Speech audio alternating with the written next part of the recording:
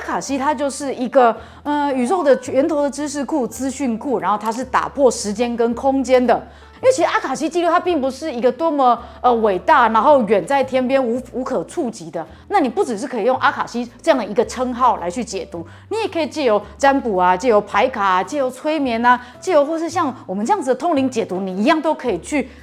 接触到那样子的资讯库啊。所以它并不是一个必须透由只有阿卡西才可以得到。像你们现在也开始已经有开发出一些科学设备，它也可以去读到就此刻的你所连接的讯息场是什么，里面有哪一些资讯啊。所以基本上它就是一个方法而已啊，一个你可以去读到此刻的你身上带有什么样的讯息场的一个方法。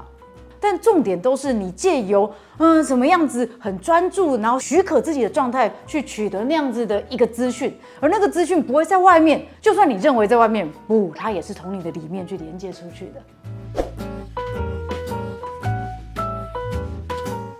路径不同，但是其实大家条条大路通罗马。大宝其实现在也连不到所谓的就是全面的阿卡西记录，对他来说，他是既由我芬多奇，然后再去连接上一些从我这个面向去连接的宇宙知识库。但是很有趣哦，一个人去做阿卡西的解读，他也不是在这个当下就可以得到全面的资讯的。他也是在那个当下有一些他适切在那个时候去解读出来，然后去可以协助他当下的题目的。他也没有办法，例如说一个小学生去学东西，然后一次就跟他讲微积分嘛，这样子也是没有帮助的。所以要讲他那个当下可以理解的话，然后可以运用的资讯的。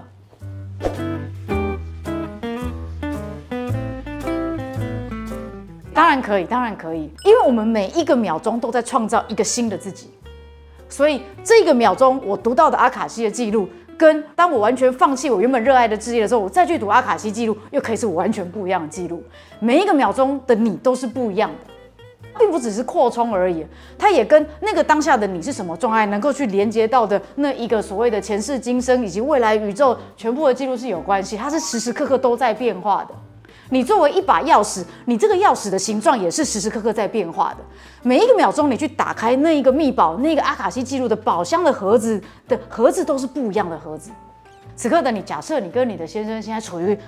关系非常糟糕，接近离婚、接近分手的状况，然后呢，你去读阿卡西记录，读到了说，哦，原来你们前世是有过一个什么样子的恩怨，所以呢，你们在这辈子要去学习怎么样放下这样子的不谅解。那在这一辈子，你们要学习的就是和解跟怎么样可以超然的共存。后来你真的跟你的先生离婚了，你跟他也达到了那个所谓超然和平共处的状况了，然后你再去读一次阿卡西记录，然后你这次可能读到说，哦，你跟你先生是有那个前世没有错，但是你们其实呢，同时也是在另外一辈子，你们是一起修行的两个修行人，你们在那一辈子一起灵修，然后你们遇到了一个什么样的状况，然后于是你们许下了一个心愿，就是在这辈子你们要来去面临这样子的一个挑战，然后重新用不同的情境再一次证明你们真的有学到这样子和平共处的超然态度，所以呢，你们才会来到这一辈子做这件事情。那你就开始觉得很奇怪啦，为什么我读阿卡西记录会这么样子的多变？它不是一个唯一的答案，它好像这个答案可以不断的增长，解释可以不断的扩充，